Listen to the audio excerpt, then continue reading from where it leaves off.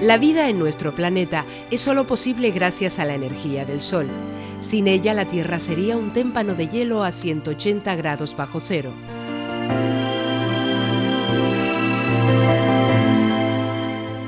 El Sol es enormemente dinámico, activo y rico en detalles. Desde la corona, la zona más externa, se escapa el viento solar, un flujo continuo de partículas a gran velocidad. Se trata de protones, electrones y núcleos de helio que arrastran consigo el campo magnético de nuestra estrella.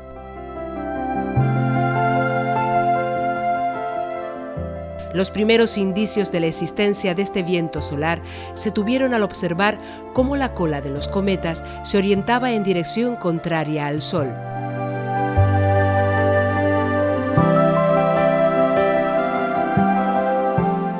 Fue el astrónomo estadounidense Eugene Parker quien dio la primera explicación satisfactoria sobre este fenómeno en 1958, aunque tuvo que esperar 4 años para que la nave Mariner 2 lo confirmara. El viento solar se ve agitado por fuertes tormentas que envían al espacio miles de millones de toneladas de materia en muy pocas horas. Son las llamadas emisiones coronales de masa. Su número varía con el ciclo de actividad magnética solar de 11 años. La llegada directa de estas partículas a la superficie terrestre tendría consecuencias graves para la vida.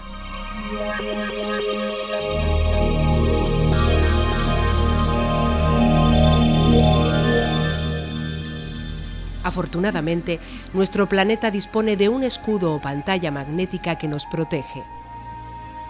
Tan solo las zonas polares quedan fuera de esta protección y las tormentas solares se manifiestan allí en forma de vistosas auroras boreales y australes.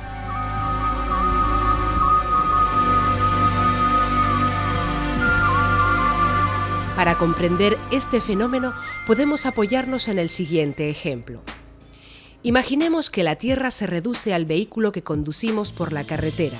Si comparamos una repentina emisión coronal de masa del Sol a un golpe de viento en nuestra contra, esto producirá un vacío en el interior del coche. Este vacío será ocupado por ese viento, pero llegando desde la parte trasera del vehículo. De forma similar, entran a los polos las partículas subatómicas del viento solar y producen ese vistoso efecto.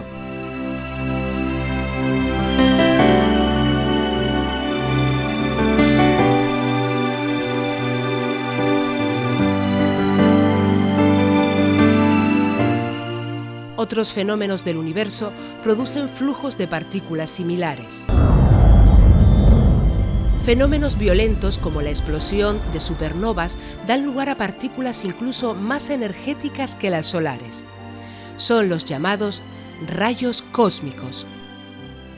El austríaco Victor Hess fue el primero en detectarlos, midiendo desde un globo el aumento de la ionización del aire con la altura en la atmósfera terrestre. En este caso, nuestra protección es el propio Sol, mediante su campo magnético extendido por el viento solar, formando una burbuja llamada heliosfera. Esta protección es parcial y algunos rayos alcanzan la superficie terrestre. En el futuro, cuando el ser humano inicie la exploración de nuestro sistema planetario, la predicción del tiempo espacial será tan importante como lo es ahora la meteorológica. De hecho, este conocimiento resulta ya imprescindible para el correcto funcionamiento de nuestros satélites de comunicaciones, GPS y otros sistemas de navegación.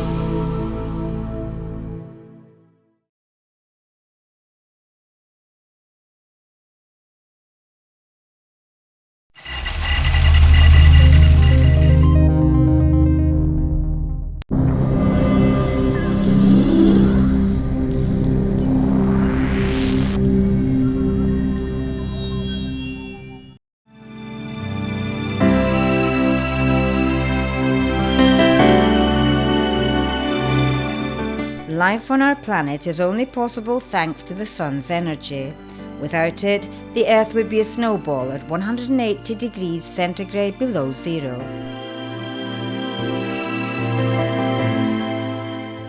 The sun is extremely dynamic, active and full of structures. From the corona, the outermost region of the sun, the solar wind flows away, a continuous emission of high-speed particles. It includes protons, electrons and helium nuclei that propagate our star's magnetic field.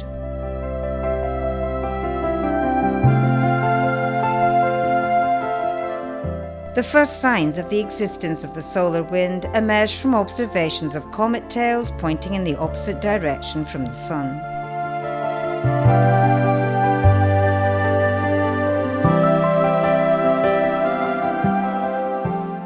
In 1958, the American astronomer Eugene Parker was the first scientist that gave a satisfactory explanation for this phenomenon, although another 4 years were to pass until the Mariner 2 spacecraft confirmed it.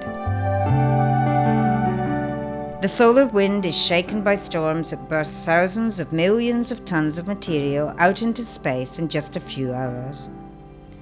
These are called coronal mass ejections.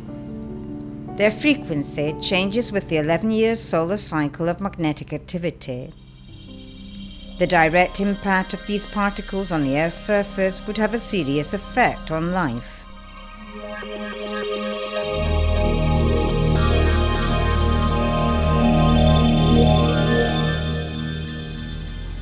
Fortunately, our planet is protected by a shield or magnetic screen.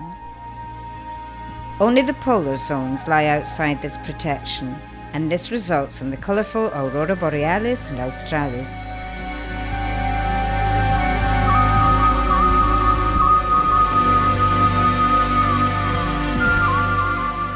We can use the following simple example to understand this phenomenon. Let us imagine the Earth like a car we are driving along the road. We could compare a coronal mass ejection from the sun with a sudden gust of headwind that would blow all the air out of the car. The resulting vacuum would then be occupied by that wind, but it would fill it up from the rear of the car to the front. The subatomic particles of the solar wind also reach the Earth's poles in a similar way, and then produce this marvellous sight.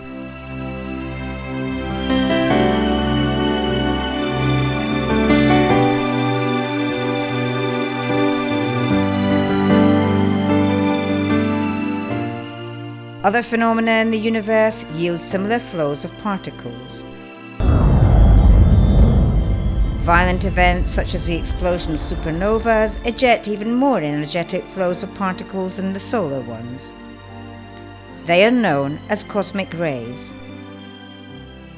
These were first detected by the Austrian scientist Victor Hess while measuring the increase in the ionization of the air with altitude during an ascent in a balloon.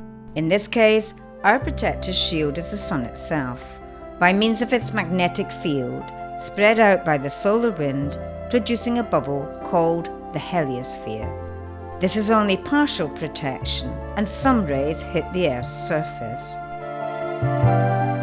In the future, when the human race starts the exploration of our planetary system, the space weather forecast will be as important as a weather forecast in the terrestrial atmosphere is nowadays. In fact, even now this prediction is invaluable for the correct operation of our communication satellites, GPS, and other navigation systems.